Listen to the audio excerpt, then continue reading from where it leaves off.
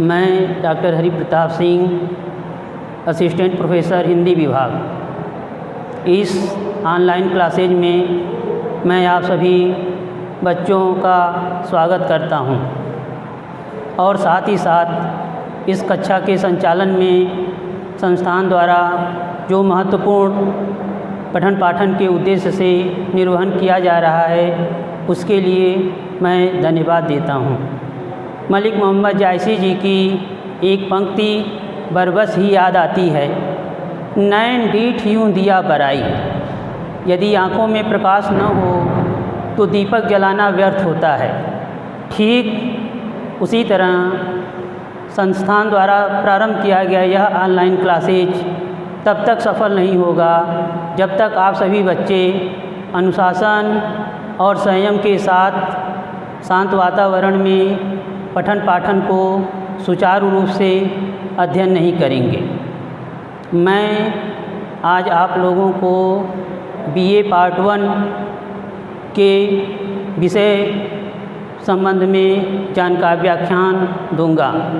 आपका प्रथम प्रश्न पत्र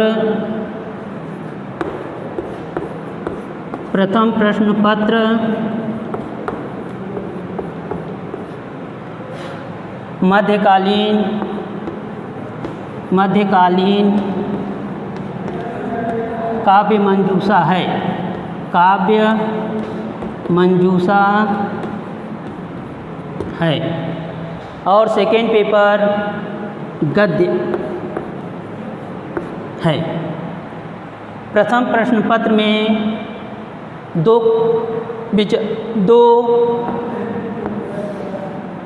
हिंदी साहित्य के 2 वर्गों के कवियों को रखा गया है। प्रथम वर्ग में मध्यकाल और द्वितीय वर्ग में उत्तर मध्यकाल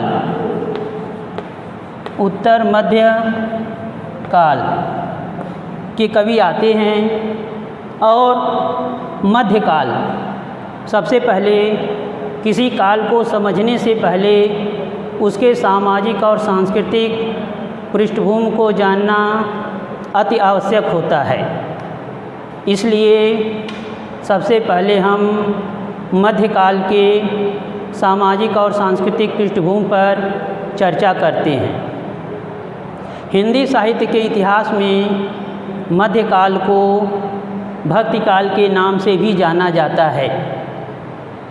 भक्तिकाल के संदर्भ में डॉक्टर श्याम सुंदर दास जी का विचार था कि जिस युग में सूर, तुलसी, कबीर, जायसी जैसे कवियों व संतों की दिव्यवाणी उनके अंतःकरणों से निकलकर देश के कोने कोने में फैली, वह काल हिंदी साहित्य के इतिहास में मध्यकाल या भक्तिकाल के नाम से जाना जाता है। भक्तिकाल के संदर्भ में अन्य कवियों के भी विचार थे कि भक्तिकाल ऐसा काल था, भक्तिकाल हिंदी साहित्य के इतिहास का स्वर्णयुग कहलाता है। भक्तिकाल के पश्चात भक्ति काव्य के संदर्भ में कहा जाता है कि भक्ति एवं धर्म की केंद्रीयता के बावजूद महज पूजा पाठ, ध्यान, उपासना या इहलोक के दुखों से मोक्ष पाते हुए परलोक में सुख का संदेश देने वाला काव्य नहीं है, बल्कि सामाजिक अन्याय के विरोध में मानवीय न्याय के पक्ष में एक उन्नत मूल्य व्यवस्था की स्थापना करने वाला काव्य ही भक्ति काव्य कहलाता है। चूँकि भक्तिकाल के संदर्भ में इन कवियों का जो सराहनीय योगदान रहा उसके परिप्रेक्ष्य में कुछ बातें स्पष्ट करना आवश्यक है। मध्यकाल या भक्तिकाल, मध्यकाल का हर रचनाकार अपने अपने स्तर से टकराता है। टकराने से एक रचनात्मक ऊर्जा पैदा होती है। वह रचनात्मक ऊर्जा महात्मा कबीर के यहाँ रूढ़ियों, आडंबरों, पूर्वाग्रहों व मानव के बीच मतभेद के संदर्भ विरोध में खड़ी होती है। सूफ़ी कवियों के मलिक मोहम्मद जायसी के यहाँ वह हिंदू मुस्लिम संस्कृति की टकराहट में दिखलाई पड़ती है और गोस्वामी तुलसीदास जी के यहाँ वह वर्णाश्रम व्यवस्था के विरोध में दिखलाई पड़ती है और महात्मा सूरदास जी के यहाँ वह सामंती एवं पारिवारिक ढांचे को तोड़ते हुए दिखलाई पड़ती है। इन विरोधों के परिप्रेक्ष्य में इन कवियों ने यानी भक्ति काल के कवियों ने एक यूटोपिया विकसित की। वह यूटोपिया महात्मा कबीर के यहाँ ज्ञान योग के रूप में, जायसी जी के यहाँ सिंगलगढ़ के रूप में, तुलसी के यहाँ वह राम राज्य के रूप में दिखलाई पड़ती है और महात्मा सूरदास जी के यहाँ वह ब्रज की संस्कृति के रूप में दिखलाई पड़ती है। इन कवियों ने इन विचारों के द्वारा सदियों से चली आ रही समाज की सामाजिक स्तर को उठाने का प्रयास किया। यानी जहाँ आदिकाल में सामाजिक स्तर पूरी तरह से आर्थिक रूप से, मानसिक रूप से दबी हुई चली आ रही थी, वहाँ इन कवियों ने उसको उच्च स्तर प्रदान करने की कोशिश की। यानी आदिकाल में जहाँ स्त्रियों को क्रय विक्रय विलास की वस्तु समझा जाता था या उनके साथ अमानवीय व्यवहार किया जाता था, ऐसे परिवेश में भक्तकाल के कवियों ने सबसे पहले नारी को ही उच्च स्तर प्रदान किया। कबीरदास जी के यहाँ नारी पतिव्रता के रूप में पूजी गई। नारी के उस त्याग और समर्पण के परिप्रेक्ष्य में उन्होंने पतिव्रता नारी की सराहना करते हुए कहा, पतिव्रता मैली भली काली कुचित कुरूप, पतिव्रता के प्रेम पर वारो कोटि स्वरूप। वही सूफी कवियों के यहाँ नारी ब्रह्म के रूप में स्वीकार की गई और प्रेम के उस स्वरूप को स्पष्ट करने का प्रयास किया गया। यानी सूफी कवियों ने लौकिक प्रेम के माध्यम से अलौकिक प्रेम व्यंजना को प्रस्तुत करने का प्रयास किया। इसलिए भक्ति काल में 4 प्रमुख कवि आते हैं। भक्ति काल के 4 प्रमुख कवि हैं। प्रथम महात्मा कबीरदास,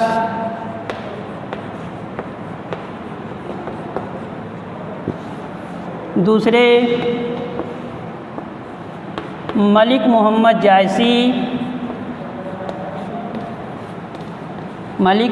जायसी, तीसरे कवि गोस्वामी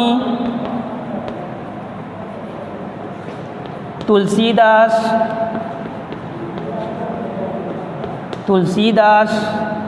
और चतुर्थ कवि महात्मा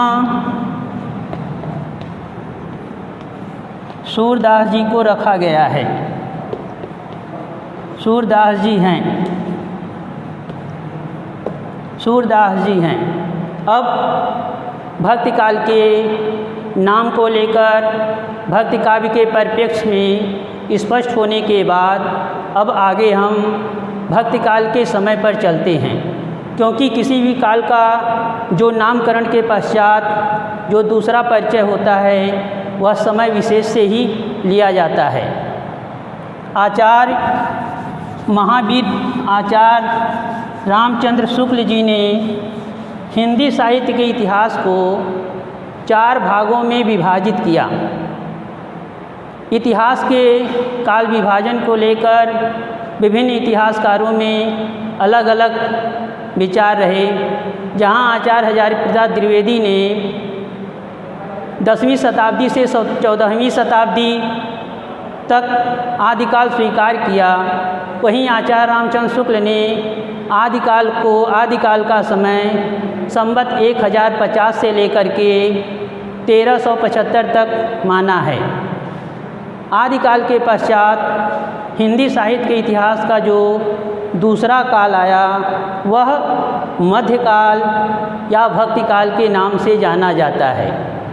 आचार्य शुक्ल ने भक्तिकाल का समय संवत 1375 से लेकर के 1700 स्वीकार किया है और इतिहास के तीसरे काल में उत्तर मध्यकाल या रीतिकाल आता है, जिसका समय संवत 1700 से लेकर के 1900 तक माना जाता है और चतुर्थ काल आधुनिक काल के नाम से जाना जाता है, जिसका समय संवत 1900 से लेकर अब तक स्वीकार किया जाता है।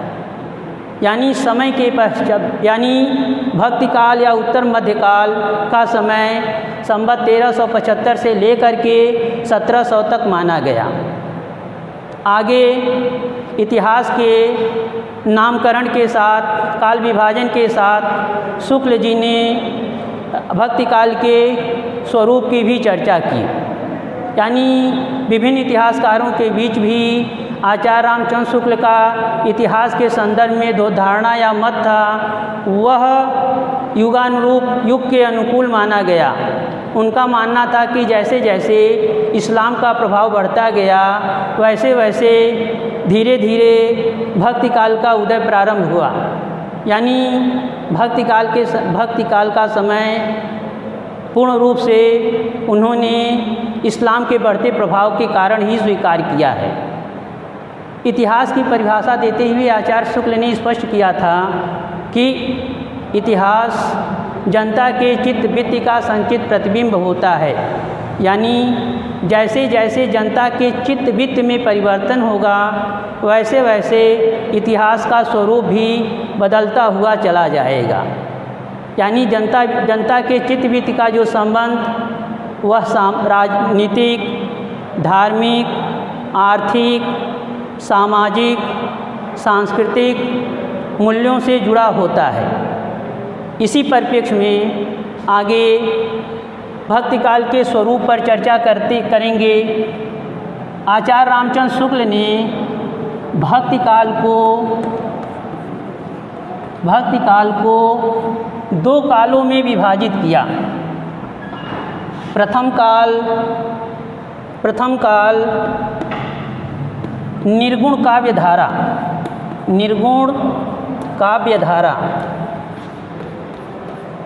और दूसरा सगुण काव्यधारा। निर्गुण काव्यधारा यानी संत कवियों ने, यानी निर्गुण काव्यधारा के कवियों को संत कहा जाता था और इन कवियों ने निराकार ब्रह्म की उपासना, नि माने निराकार, गुण माने गुण, निर्विकार यानी निराकार ईश्वर के गुण की आराधना की। जहाँ सदियों से धर्म और धर्म के नाम पर लोगों को मानसिक शोषण किया जाता था, वहीं रूढ़िवादी व्यवस्था, आडंबरों, रूढ़ियों, पूर्वाग्रहों को समाप्त करने के लिए ही निर्गुण काव्यधारा के संतों ने निराकार ब्रह्म की उपासना पर बल दिया। जिनका न कोई रूप है, न आकार है, न रंग है, वह इनका मानना था कि ईश्वर परमात्मा, आत्मा परमात्मा का अंश होता है और यह ईश्वर कण कण में व्याप्त होता है। कबीरदास जी ने स्पष्ट किया, पार ब्रह्मा के तेज का कैसा है अनुमान, कहिबे को शोभा नहीं देखा ही परवान। यानी एक ऐसा ईश्वर जो कण कण में व्याप्त है।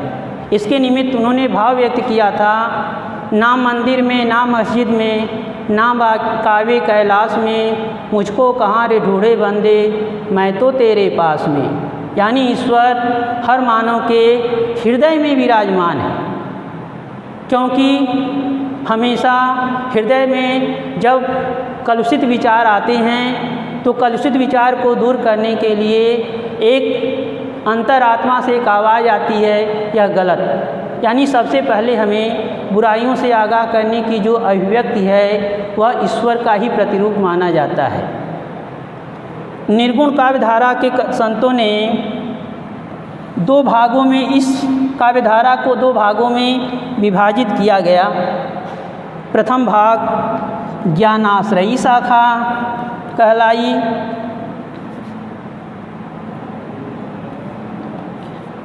ज्ञानाश्रयी शाखा, और दूसरा प्रेमाश्रयी शाखा। ज्ञानाश्रयी शाखा से तात्पर्य ज्ञान को आधार बना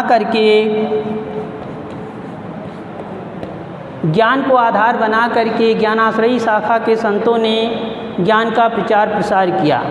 ज्ञान ही मानव के जीवन में, ज्ञान ही एक ऐसे भाव है जिससे कलुषित विचारों को दूर किया जा सकता है।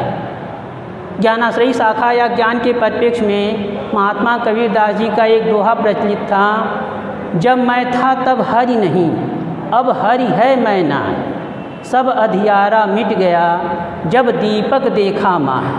यानी जैसे ही ज्ञान का प्रभाव पड़ता है वैसे ही हृदय के जो कलुषित विचार होते हैं वह स्वतः ही दूर हो जाते हैं। यानी ज्ञान के प्रभाव के कारण ही हृदय में काम, क्रोध, मोह, लोभ, विकार, ईर्ष्या, द्वेष, यानी यह जब विकार दूर हो जाते हैं तो हृदय में ज्ञान और प्रेम का स्थान बन जाता है। कहा जाता है कि निर्गुण काव्यधारा के कवियों के प्रयास से ही जब ज्ञान की आंधी आई और समस्त मानव समाज का हृदय प्रेम से डूब गया। कहा जाता है कि ज्ञान और प्रेम के बिना मानव का जीवन एक मुट्ठी क्षार के समान होता है। यानी मानवीय जीवन पा करके अगर हृदय में ज्ञान और प्रेम न हो तो वह जीवन निरर्थक माना जाता है।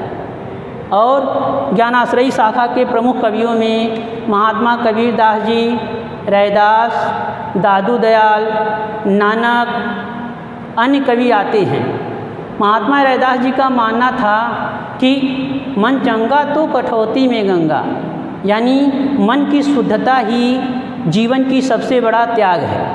अगर मन स्वच्छ है तो उसमें विचार हमेशा स्वच्छ ही होते हैं। और दूसरी तरफ ज्ञानाश्रयी शाखा की प्रमुख रचना बीजक मानी जाती है। कबीरदास जी ने, महात्मा कबीरदास जी जो अनुभव किए उसको अपनी वाणी में अभिव्यक्त किए। उनका मानना ही था मसी कागज छुयो नहीं, कलम गयो नहीं हाथ। यानी वह किसी पाठशाला की चारदीवारी में कैद होकर के अध्ययन नहीं किए, बल्कि उन्होंने साधु संत समाज के साथ रह करके जीवन के दुख सुख को देखा और जीवन के सदियों से चली आ रही इन बुराइयों को समाप्त करने के लिए ही ज्ञान के आश्रय को स्वीकार किया। और ज्ञान के माध्यम से ही जाति पात, ऊंच नीच, अन्य समस्याओं से या रूढ़िवादी व्यवस्थाओं से मुक्ति पाई जा सकती है। धर्म पर कटाक्ष करते हुए उन्होंने विचार व्यक्त किया था, केसो कहाँ बिगाड़िया जय मोड़े 100 बार, मन को काहे न मोड़िए जासो बसै विकार। उनका मानना था कि बार बार केस को मुड़ा लेने से मन शुद्ध नहीं होता है। मन की शुद्धता तो जो है हृदय के भाव की अभिव्यक्ति होती है। हृदय को कैसे शुद्ध किया जा सकता है। और आगे उन्होंने अपनी बीजक रचना को, उनकी महत्वपूर्ण रचना बीजक रही, उनकी दोहों का संग्रह, जिसको 3 भागों में विभाजित किया गया, साखी, सबद, रमैनी। साखी आखी ज्ञान की, यानी साखी में ज्ञान की चर्चा की गई। सबद गुरु महिमा का वर्णन किया गया, क्योंकि संत कवियों का मानना था कि बिना गुरु की कृपा से ज्ञान और प्रेम के भाव को ग्रहण नहीं किया जा सकता है। इसीलिए इन कवियों ने ज्ञान और गुरु को ग्रहण करने का प्रयास किया। इन कवियों में ग्रहण करने का प्रयास किया। उसके बाद दूसरी शाखा प्रेमाश्रयी शाखा, यानी प्रेम की शाखा, यानी प्रेम की प्रधानता। ज्ञानाश्रयी शाखा में प्रेम की प्रधानता पाई जाती है। प्रेम के माध्यम से सूफी कवियों ने ज्ञान का प्रचार प्रसार किया।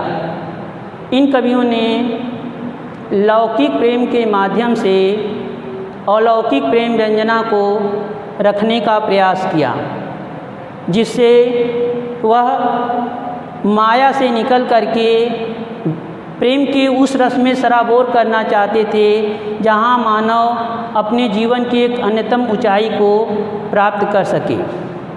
आगे इस काल की महत्वपूर्ण रचना, महत्वपूर्ण कवि मलिक मोहम्मद जायसी जी, कुतुबन, मंझन आदि विशेष हैं। इनके द्वारा मलिक मोहम्मद जायसी जी की महत्वपूर्ण काव्य कृति हिंदू मुस्लिम संस्कृत का दस्तावेज कहलाती है। पद्मावत हिंदू मुस्लिम संस्कृत का दस्तावेज कहलाती है। और इसमें उन्होंने प्रेमाख्यानक काव्यों, मुसलमान कवि होकर भी प्रेमाख्यानक काव्यों की रचना की।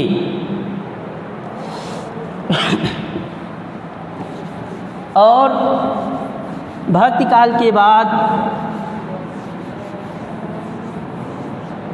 दूसरा जो काल इसमें आया वह उत्तर मध्यकाल। उत्तर मध्यकाल, उत्तर मध्यकाल, उत्तर मध्यकाल का समय संवत 1700 से लेकर के 1900 तक माना जाता है। इसमें 1900 तक माना जाता है। इसमें श्रृंगारिकता को विशेष महत्व दिया गया, यानी रीतिकाल में श्रृंगारिकता और चमत्कार की प्रधानता पाई जाती है। भक्तिकाल की तरह उत्तर मध्यकाल या रीतिकाल को समझने के लिए उसके सामाजिक और सांस्कृतिक पृष्ठभूमि पर जाते हैं। कहा जाता है कि उत्तर मध्यकाल में समाज 3 वर्गों में बटा हुआ था। प्रथम वर्ग, उच्च वर्ग, मध्य वर्ग और निम्न वर्ग। उच्च वर्ग राज दरबारों से जुड़ा हुआ था। मध्य वर्ग, निम्न वर्ग वह अपने पेशे से जुड़ा हुआ था, यानी मध्य वर्ग के पास ही अपने जीविकोपार्जन के लिए कोई ऐसे साधन नहीं थे जिससे वह जीवन का निर्वहन कर सके। इसीलिए मध्य वर्ग के ही पढ़ लिख करके शिक्षित होकर के वह राज दरबारों से जुड़े और राज दरबारों में जुड़े और राज दरबारों में भी इन कवियों का, यानी मध्य वर्ग के जो कवि हुए उनके भी 3 वर्ग दिखलाई पड़ते हैं। ये रीतिबद्ध कवि, रीति सिद्ध कवि और रीति मुक्त कवि।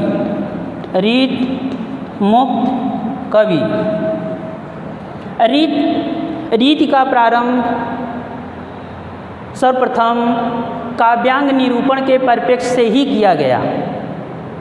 काव्यांग निरूपण यानी काव्य के विभिन्न अंगों को, रस छंद अलंकार को पूरी तरह से काव्य शास्त्रीय रूप में रख करके लक्षण ग्रंथों को रूप में रखा गया।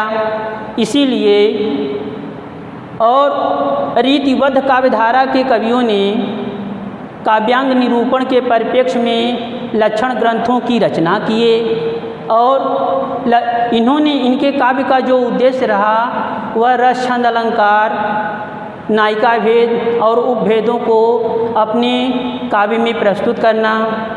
इस धारा के कवियों ने लक्षण ग्रंथों के साथ साथ पूरी तरह से वह पांडित्य प्रदर्शन और चमत्कार को ही प्रश्रय दिए।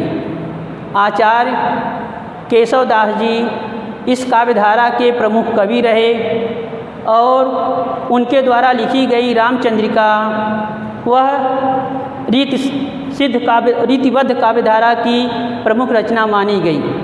इस धारा के प्रमुख कवियों में आचार्य केशव दास, देव, मतिराम, कुलपति मिश्र आदि प्रमुख कवि आते हैं।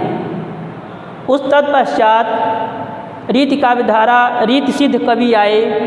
रीति सिद्ध कवियों ने रीतिकालीन लक्षणों को न व्यक्त कर वह लक्षण और उदाहरणों के आधार पर अपने काव्य की रचना किए और इनके काव्य का मुख्य उद्देश्य रस छंद अलंकार का प्रयोग न कर श्रृंगारिकता के माध्यम से उन भावों एवं विचारों की अभिव्यक्ति करना रहा।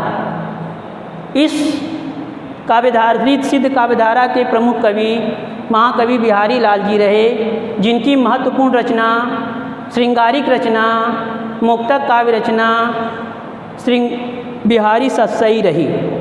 सतसई के 719 दोहों के संग्रह में 610 दोहे श्रृंगारिक मिलते हैं, यानी 610 दोहे श्रृंगारिक होने के नाते ही इस काल में श्रृंगार की प्रधानता पाई जाती है।